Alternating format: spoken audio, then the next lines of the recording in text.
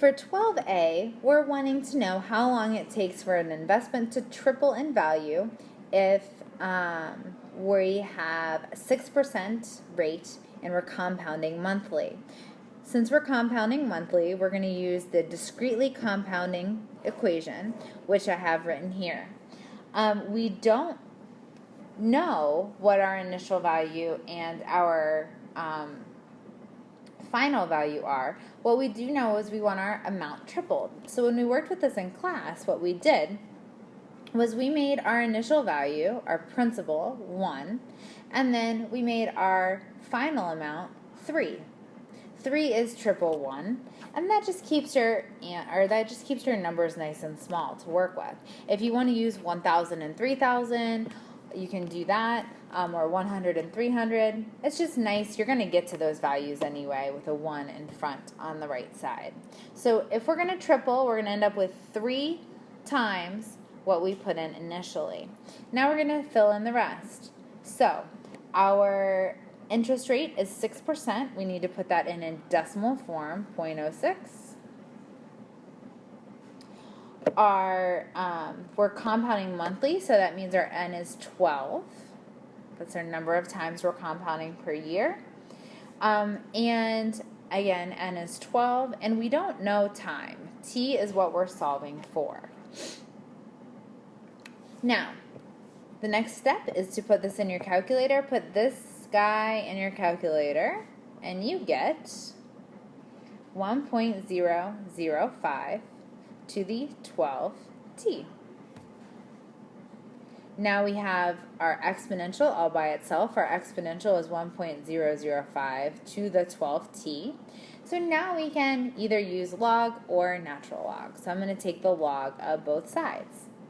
So I have log of 3 equals, and remember, taking the log lets us pull down that exponent. So I'm going to write 12t out front. Log of 1.005.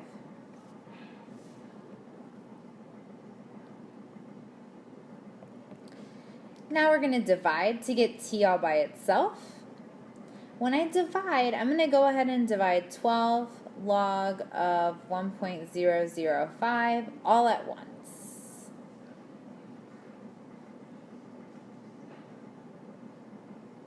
When you put that in your calculator, which you're going to do, because here we're not interested in exact numbers. We want our decimal values. When you put this in your calculator, you just need to make sure you either use the stacked fraction or you put that denominator in parentheses. You want to do log of 3 divided by this whole thing, not log of 3 divided by 12, and then times log of 1.005. So make sure you use those parentheses if you're not using the stacked fraction. When you put that in your calculator, you should get 18.356 years. Make sure you label your answer. Our time is in years. So it would take us 18.356 years to triple our investment if we have an interest rate of 6% and we're compounding monthly. Part B, I'm going to do on the next slide. For part B, it asks you to to do the same situation, but compounding continuously. So if we're compounding continuously, we know we're going to use the PERT equation. Again, A is the final amount, P is the initial amount, R is our rate in decimal form, T is time in years, E is the constant E, the button on your calculator, 2.7 approximately. So again, we want to triple our investment. So if I put $1 in, tripling it is $3. Our rate is still 6%, so 0.06, and we're solving for our time.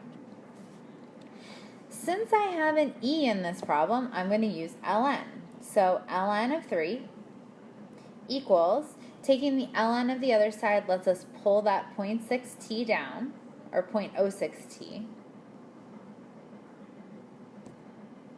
That lets us pull that exponent down, so I have 0.06t times ln of e.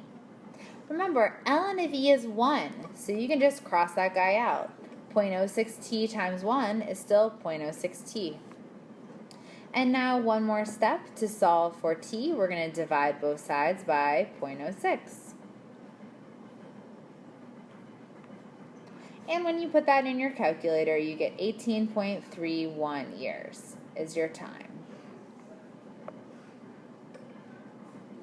It's always going to be faster to use compounding continuously. You're always going to get your money quicker because your investment or your interest is being compounded more times per year.